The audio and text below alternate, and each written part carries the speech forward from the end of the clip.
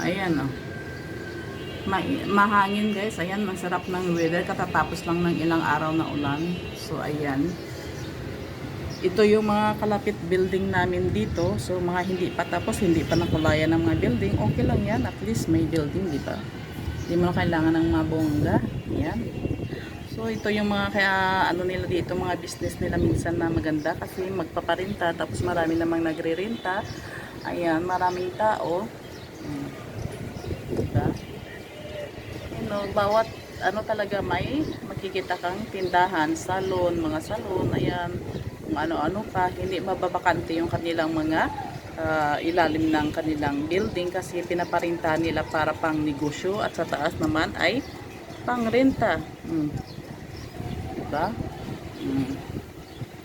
Maganda talaga dito pag may building ka, buhay prinsesa ka na.